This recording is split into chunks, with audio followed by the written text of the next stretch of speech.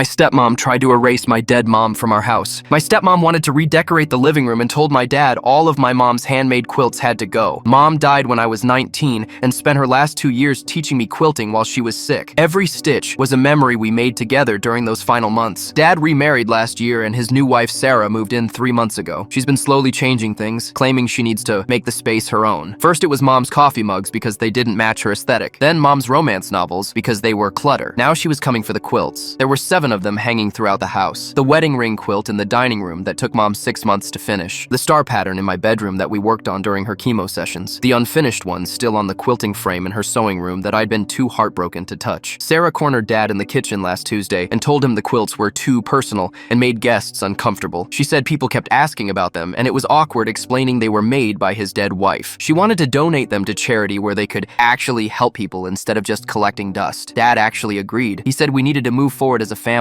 and that mom wouldn't want us living in a museum. I couldn't believe what I was hearing. These weren't just decorations. They were pieces of my mom's soul stitched into fabric. I told them I'd take the quilts to my apartment, but Sarah said that wasn't the point. She needed them completely gone from our lives, not just relocated to make room for her throw pillows. She actually used the words clean slate, like my mom was a mistake to be erased. You can keep maybe one small piece, she said, but 7 quilts is excessive for someone your age. What are you even going to do with them? That's when I realized Sarah had been planning this systematic erasure all along. I went to mom's old sewing room and found it completely emptied. Sarah had already boxed up mom's antique Singer sewing machine, her fabric collection, and all her handwritten patterns without telling anyone. Even mom's pin cushion shaped like a tomato was gone. I found everything stuffed in our garage, labeled donate, in Sarah's perfect handwriting. She'd literally scheduled a pickup for Thursday, 3 days away from losing everything forever. I called my Aunt Lisa, mom's older sister, and told her everything through tears. She drove over from 2 towns away that same day with a U-Haul trailer, her husband, and a Fury I'd never seen before. We loaded every single quilt, plus everything from the sewing room. Lisa even took mom's measuring tape and the little scissors with the stork handles that Sarah had thrown in a random box. We worked for hours, carefully wrapping each quilt in acid-free tissue paper. Sarah came home from her book club to find us carrying the last boxes to the trailer. She started screaming that I was being overly dramatic and that she never said I couldn't keep some things. She actually claimed she was just organizing the sewing room. "This is my house now too," she yelled at my aunt. "I have a right to feel comfortable here." My Aunt Lisa, all 5'2" of her, set down the box she was carrying and walked straight up to Sarah. She looked her dead in the eyes and said, "My sister made these quilts with her dying hands while fighting cancer. She taught her daughter every stitch because she knew she was running out of time. You want to erase that so you can hang your mass-produced garbage from Home Goods?" Sarah opened her mouth to argue, but Lisa wasn't finished. "Touch one more thing that belonged to my sister, and we'll have problems. Real problems." The silence was deafening. Even Dad didn't say a word. Sarah hasn't mentioned mom's things since, and I noticed she's been avoiding family dinners at Lisa's house.